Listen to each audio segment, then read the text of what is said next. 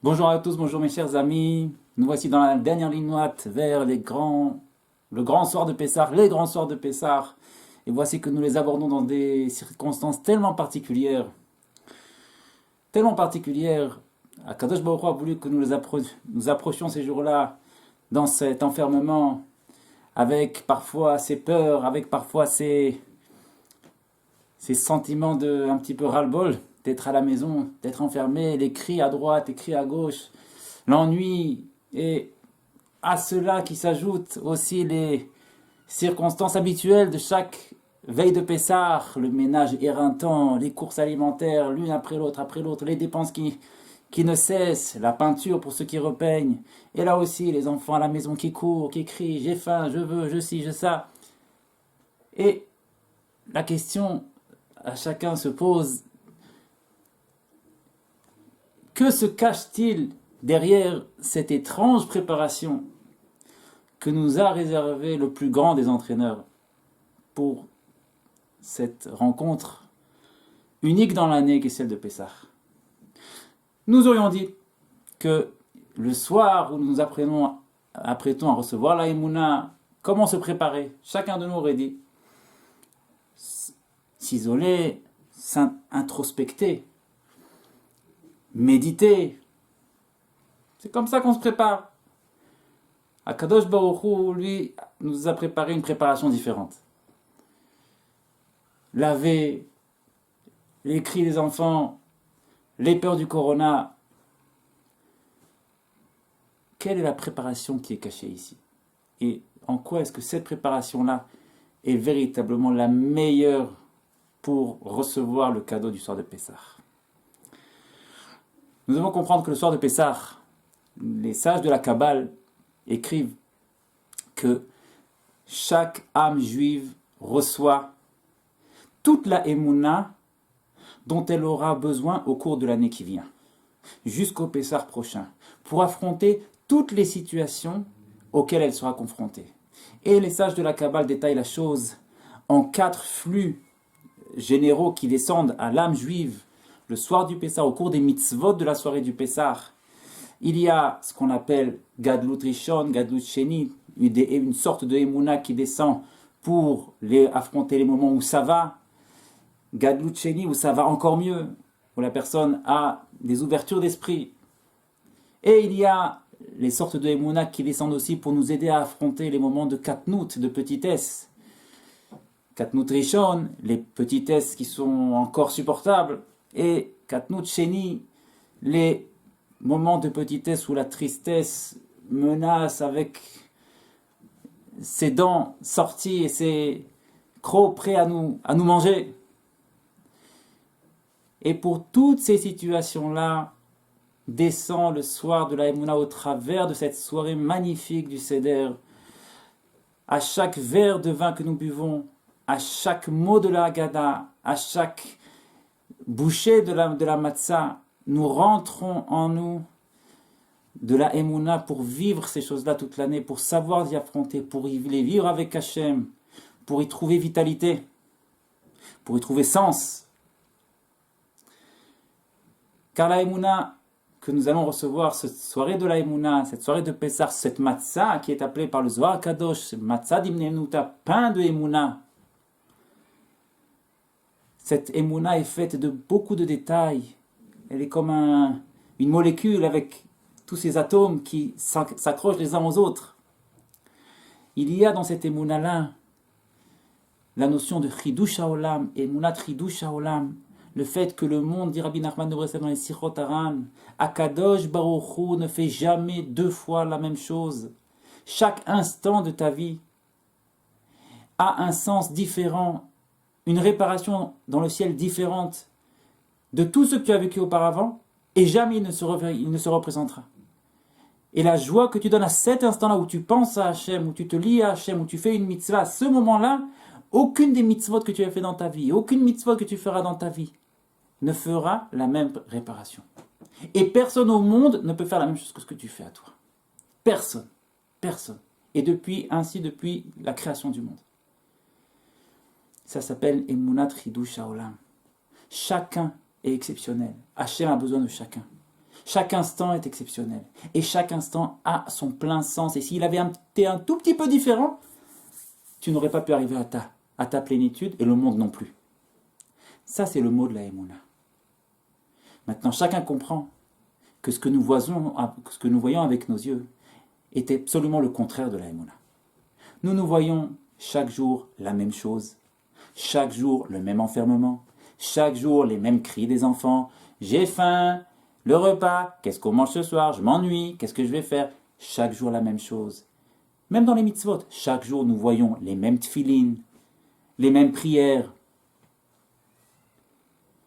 Et chacun comprend donc que cette émouna-là, vivre cette émouna, recevoir cette émouna, dépend de cette capacité à accepter qu'il y a quelque chose qui est caché de mes yeux. Il y a quelque chose que tu ne vois pas. Et c'est là une des grandes leçons que nous devons recevoir de ce corona. C'est qu'en ces jours-là, à chaque instant, à chaque sortie de la maison, à chaque chose qui rentre dans la maison, chacun se dit, peut-être qu'il y a quelque chose qui est caché là. Peut-être qu'il est là. Quoi? Ce virus que je ne vois pas. Mais il y a quelque chose. Akadosh Baruch Hu, derrière cela, nous éduque à nous dire à chaque fois, même si tu ne vois pas, sache qu'il y a quelque chose. Apprends à dire cette chose-là. Mais apprends à le dire sur la bonne chose. Apprends à dire qu'Hachem est là. Hachem est dans cette situation, même si je ne le vois pas.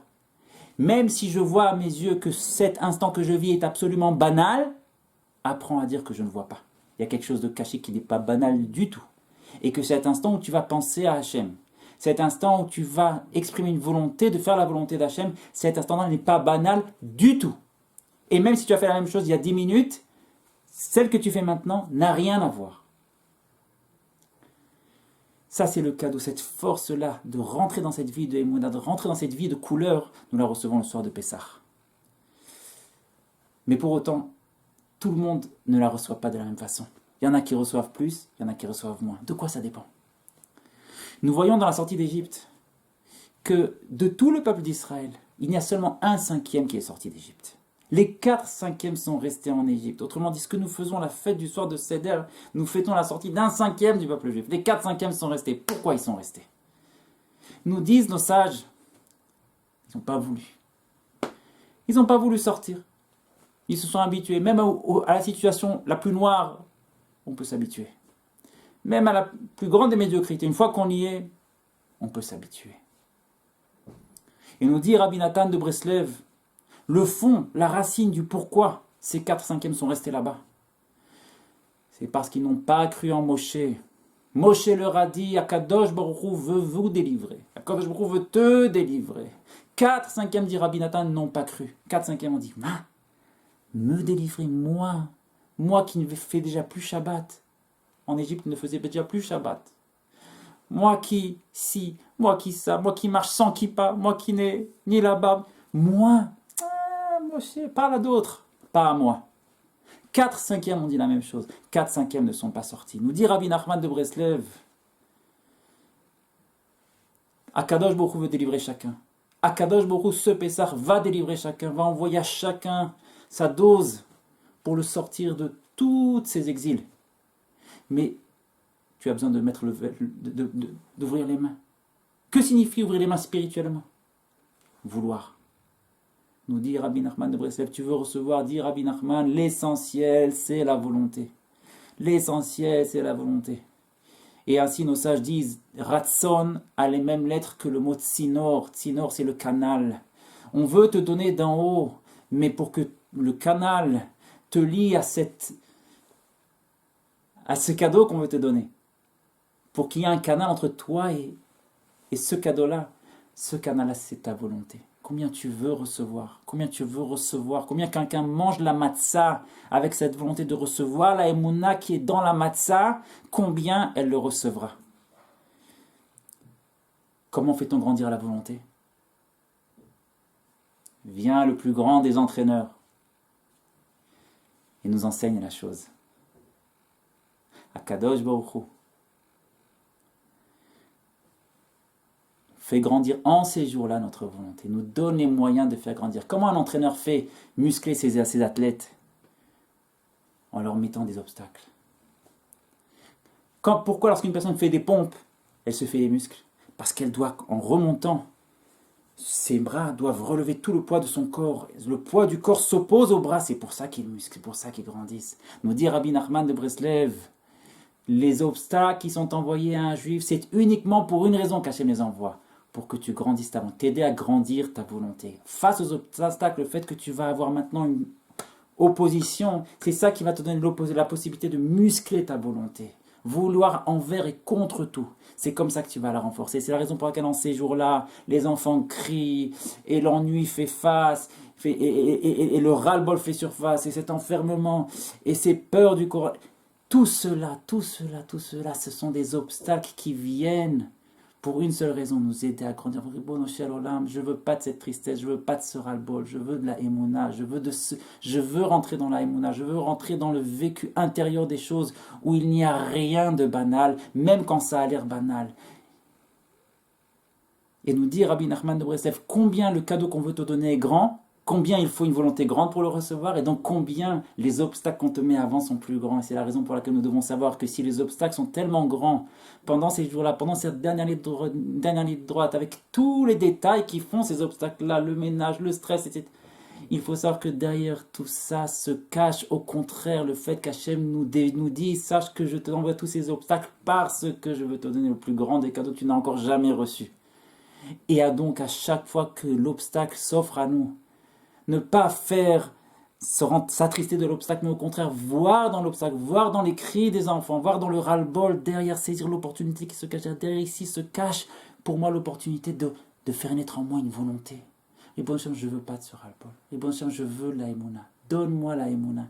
Et par cette volonté-là, renouvelée, c'est comme ça qu'on recevra le cadeau du soir de Pessah.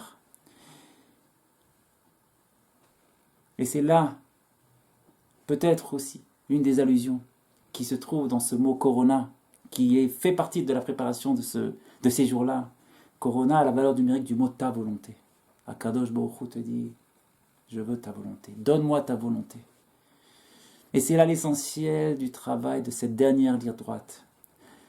De cette voir, saisir, attraper au vol chaque moment où on se rappelle de la chose. De dire, je veux une vie de Emouna, je veux rentrer, je veux le vrai goût de la matzah, je veux ce qui se cache derrière elle. Et lorsque nous sortons pour faire nos courses et mettons le masque pour nous protéger, alors à ce moment-là, vivre ce masque-là comme un moment où, certes, je suis au milieu de la rue, mais je suis tout seul avec Hachem. Personne ne me voit, personne ne voit ce que je dis. Et utiliser ce moment-là pour dire des phrases, même courtes, quand on a le masque, lorsqu'il est au niveau nécessaire. On ne peut pas dire des phrases longues parce que la respiration est difficile. Mais Akadosh Baruch Hu te dit non, je t'envoie ce masque parce que je n'ai pas besoin de mots longs. Même une phrase par-ci, une phrase par-là. Nous dit Rabbi Nachman de Breslev. Simplement une phrase, un juif exprime sa volonté sincèrement envers Hachem. Une phrase. À ce moment-là, sa neshama monte de alfé par sarot, des milliers de kilomètres. Sa matzah, elle aura un goût complètement différent. Et à chaque fois qu'il le dira à nouveau, sa matzah aura un goût complètement différent et le cadeau sera beaucoup plus grand que nous méritions de saisir le cadeau de ces jours, de préparer, d'ouvrir nos mains pour que ce Pessah-là nous recevions. Ce que Hachem veut tant nous donner. Shabbat Shalom. Bon préparatif à tous.